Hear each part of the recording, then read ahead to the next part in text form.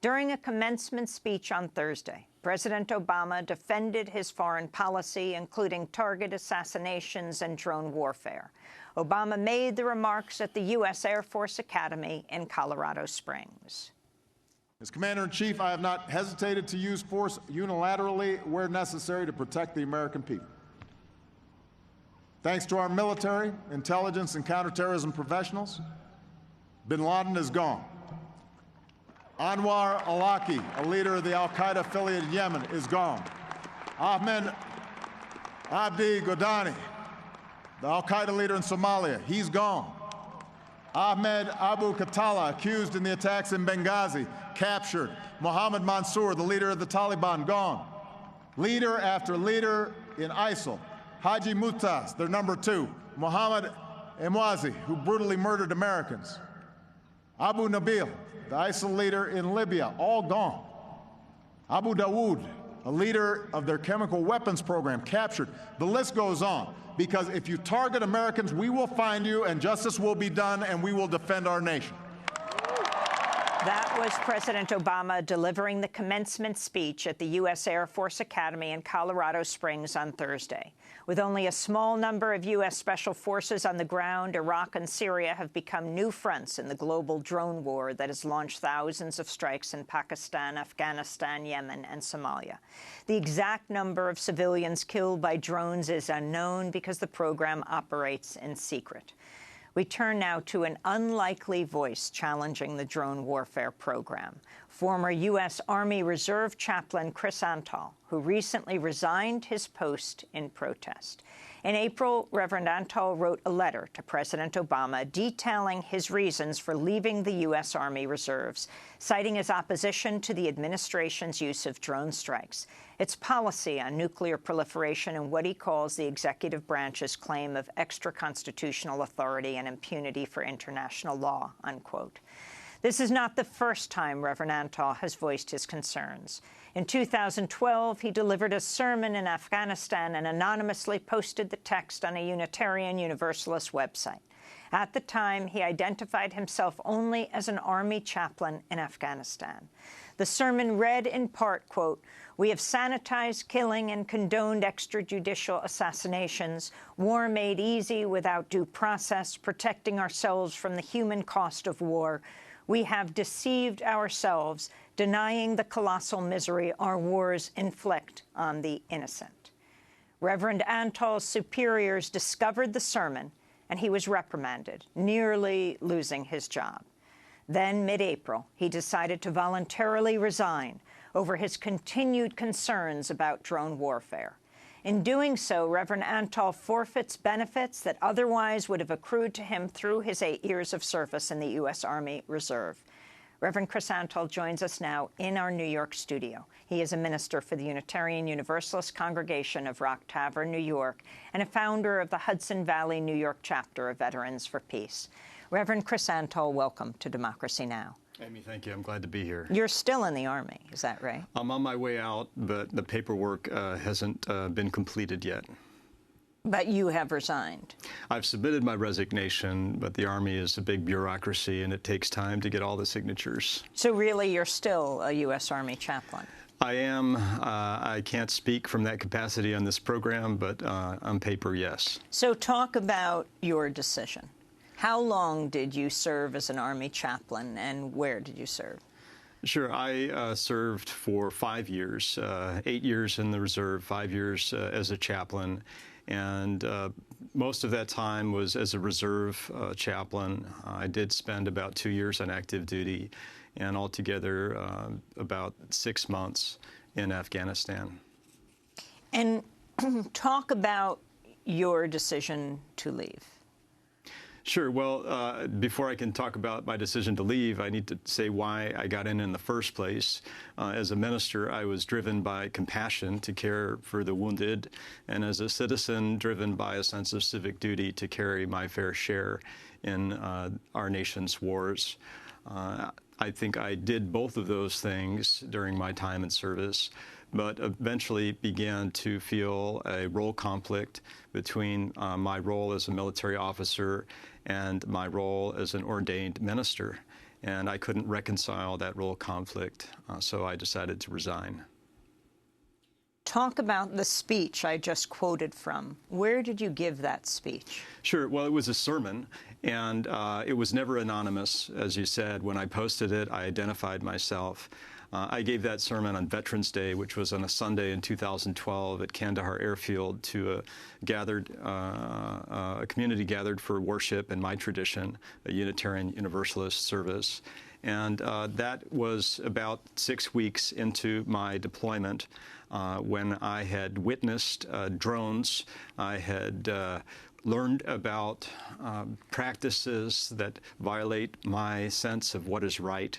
And I decided it was my prerogative as a religious leader to address that in the context of a religious service, a forum of lamentation, a confession, and that is what I did in my sermon. And because I think the issues I raise are of concern for a larger audience, for the whole nation, I made that available through a church website that is sponsored by my denomination. And talk about what happened then. How was it discovered, and what was the response by the military? Well, 2 days after it appeared online, I was contacted by an Army lawyer who had read the post. He forwarded it to my commander. I was summoned to the commander's office. He told me that my message doesn't support the mission. He told me that I make us look like the bad guys. He asked me to take it down, which I did. And immediately, nevertheless, I was subjected to an investigation. It's called an Article 15-6 investigation. I had to get a trial defense lawyer in Afghanistan that was provided to me by the Army. And that process drew out for about 2 months. And it ended with what's called a General Officer Memorandum of Reprimand. I was handed an official reprimand that said I had made politically inflammatory statements, and I was on that basis released from active duty in Afghanistan, sent home with a do not promote evaluation, which is really a career killer in the military. You quit in a very public way with a letter to President Obama, your letter of resignation. And in it, you said, "I resign because I refuse to serve as an empire chaplain." Explain. Well, sure. For me, democracy is about checks and balances. Democracy is about due process. These drone wars have blown due process up in smoke. They've blown checks and balances up in smoke.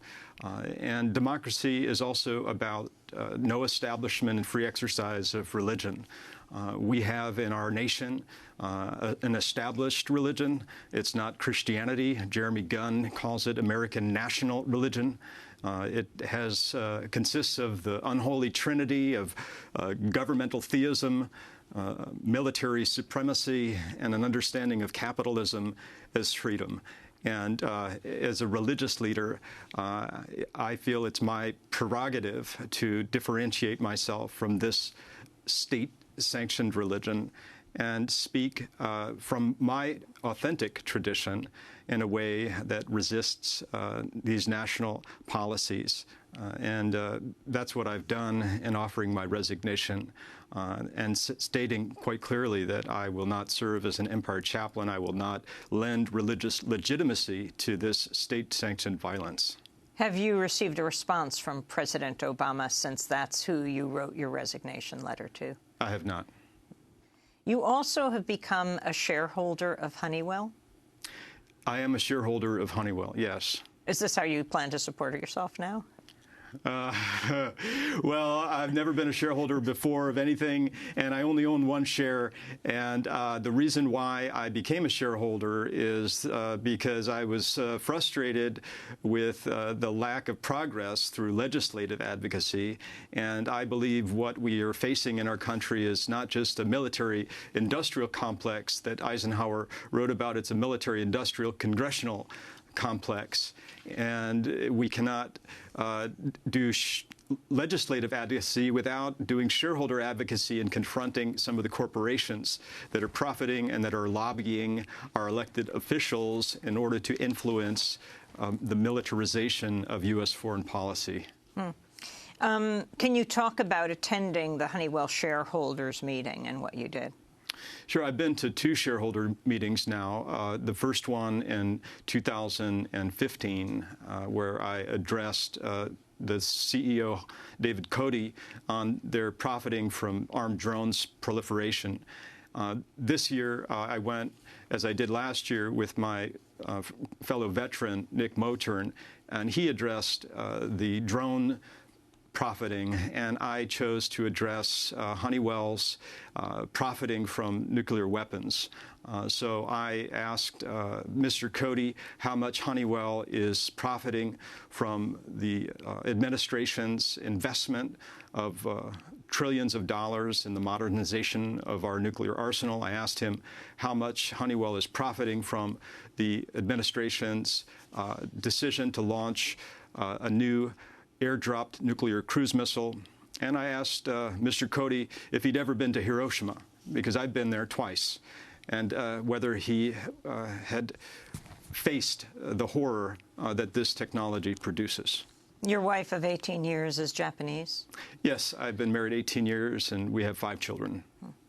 And what was your response to President Obama just last week going to Hiroshima? Well, I was glad and proud of our president for visiting Hiroshima.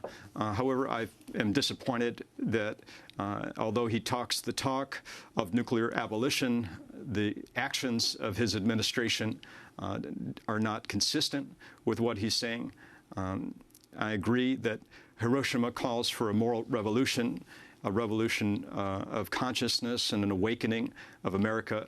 And I hope, and I remain hopeful, that the administration will cancel plans for the new airdrop nuclear cruise missile and take the 1,000 nuclear warheads off launch on warning status. Reverend Chrysanthal, can you talk about how those you've ministered to have responded to your resignation? Who did you serve in Afghanistan? Well, I served as an Army chaplain. And as an Army chaplain, I'm responsible for the soldiers in my assigned unit, but also soldiers in my area of operations, as well as contractors and service members from all branches. And I served all of those people during my deployment to Afghanistan. I can say that when I preached the sermon that led to my reprimand, I had the full support of the community of faith that attended that service. When I appealed the letter of reprimand, I appealed with more than 30 letters of support from everyone in that congregation, as well as concerned clergy, chaplains, and citizens across America. So I have had a lot of support. I wanted to get your response to this presidential election. I want to turn to Democratic presidential candidate, former Secretary of State Hillary Clinton. In 2014, the Guardian columnist Owen Jones questioned her about the use of drone warfare. You're a loving parent. What would you say to the loving parents of up to 202 children who have been killed by drones in Pakistan in a program which you escalated as Secretary of State? Well, I would argue with the premise because clearly the efforts that were made by the United States in cooperation with our allies in Afghanistan and certainly with the Afghan government to prevent the threat that was in Pakistan from crossing the border, killing Afghans, killing Americans, Brits, and others, was aimed at targets that had been identified and were considered to be threats. The numbers about potential civilian casualties, I take with a somewhat big grain of salt, because there has been other studies which have proven there not to have been the number of civilian casualties. And last October on NBC's Meet the Press, Chuck Todd asked Democratic presidential candidate Bernie Sanders about his position on drones. What does counterterrorism look like in a Sanders administration? Drones, special forces, or what does it look like? Well, all of that and more. You're okay with the drone? Look, using drone drones is a weapon. When it works badly, it is terrible and it is counterproductive. When you blow up a facility or a building which kills women and children, sure. You know what? It not only doesn't do us, it's terrible. But you're comfortable with the idea of using drones if you think you've isolated yes. an important terrorist? Yes. So that continues. Yes. And look, we all know, that there are people as of this moment plotting against the United States. We have got to be vigorous in protecting our country, no question about that. That's Senator Bernie Sanders, and before that, Secretary of State Hillary Clinton. Yeah, what they're not saying is the numbers, and the Bureau of Investigative Journalism released just 2 days ago that there have been 7,142 people killed with U.S. drone strikes, most of those in Pakistan. Now, my question is, where is the necessity? Where is the imminent threat to my family, to our families here in the United States, when we kill people halfway around the world with a drone strike?